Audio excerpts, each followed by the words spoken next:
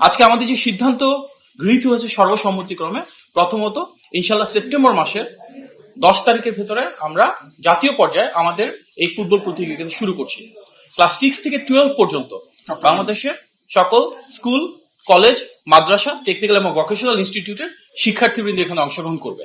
Total প্রায় 50,000-এর মতন শিক্ষা প্রতিষ্ঠান পার্টিসিপেট করবেন। সকল ছেলে শিক্ষার্থীদের জন্য এটি বাধ্যতামূলক, প্রত্যেকটা টিম স্কুল থেকে টিম পার্টিসিপেট করবে, এবং মেয়ে শিক্ষার্থীদের জন্য এটা ঐচ্ছিক, ওনারা প্রয়োজন মনে করলে অংশগ্রহণ করবেন। এবং আমরা সরকারের দিক থেকে সর্বাত্মক সহযোগিতা এবং অনুপ্রেরণা দিয়ে ওনাদের পাশে ইনশাল্লাহ থাকবো। আমরা চাই দেশ জুড়ে একটা উৎসবমুখর পরিবেশ সৃষ্টি হোক, যেটা মাননীয় প্রধানমন্ত্রী সবসময় বলে এসছেন যে আগামী শিক্ষা ব্যবস্থা হবে সেরকম, যেখানে আমাদের শিক্ষার্থীদের ভেতর মেধা, মননশীলতা এবং সৃজনশীলতা বহিঃপ্রকাশ ঘটবে।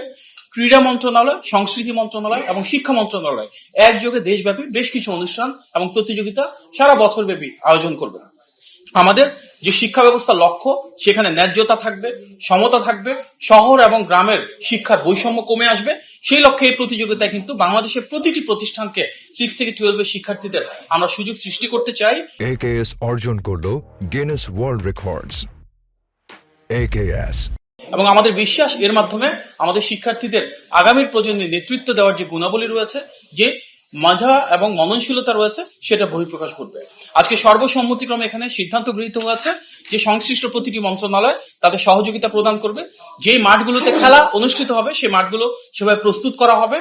আমাদের সচিব মহোদয় আগামীকালকে বিভাগীয় কমিশনার বৃন্দ এবং ডিসি বৃন্দ সহ সবার সাথে মিটিং করবেন। স্থানীয় মাঠ প্রশাসনের কার্যকর উদ্যোগ গ্রহণের সিদ্ধান্ত নেওয়া হয়েছে। আন্তঃ বোর্ডের চেয়ারম্যান মহোদয় সকল বোর্ডে ভিজিট করবেন, প্রতিটি বিভাগের পর্যায়ে গিয়ে সেখানে সংশ্লিষ্ট যারা কর্মকর্তা রয়েছেন, শিক্ষা প্রতিষ্ঠানের দায়িত্ব রয়েছেন, ওনাদের সাথে আলোচনা করবেন। ডিজি মাউসি এখানে স্বাভাবিকভাবে একটা গুরুত্বপূর্ণ ভূমিকা রাখবেন, এবং শিক্ষা মন্ত্রণালয় থেকে যেখানে যা সংশ্লিষ্টতা প্রয়োজন ওনারা এটা নিশ্চিত করবেন। এখানে আমাদের দুজন সচিব রয়েছেন, আপনারা দেখছেন যে মাধ্যমিক এবং উচ্চশিক্ষা সচিব রয়েছেন, কারিগরি এবং মাদ্রাসা সচিব রয়েছেন। ওনারা ওনাদের কার্যকর উদ্যোগ গ্রহণ করবেন, এবং যেখানে প্রয়োজন সেখানে ওনাদের ফরম্যাটটার কথা বলছেন মাননীয় প্রতিমন্ত্রী মহোদয়। আপনারা জানেন যে ইতিপূর্বে প্রায় 22 লক্ষ শিক্ষার্থীর অংশগ্রহণে প্রাইমারি স্কুলের গোল্ড কাপ ফুটবল টুর্নামেন্ট হয়েছিল। সেখানে যে ফরম্যাটটা ছিল এখানে সেম থাকবে।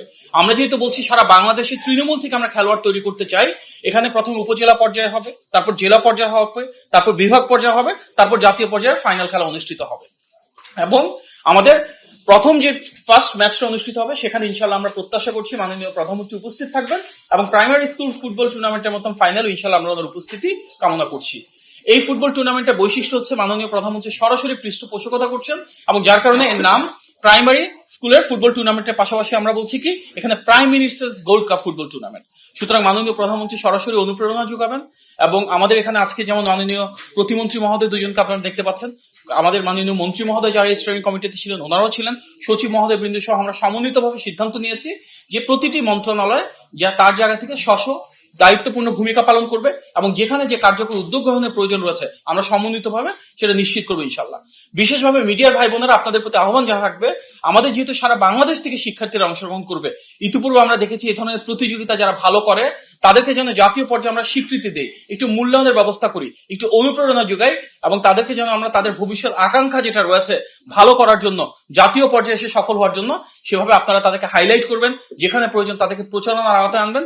ইনশাল্লাহ আমরা চাই সরকারের দিক থেকে, নীতিমালার থেকে এবং প্রতিযোগিতাকে সুষ্ঠুভাবে আয়োজনের মাধ্যমে একটা সাংস্কৃতিক, ক্রীড়া এবং শিক্ষার ত্রিপাক্ষীয় একটা বিপ্লব সৃষ্টি করতে ইনশাল্লাহ।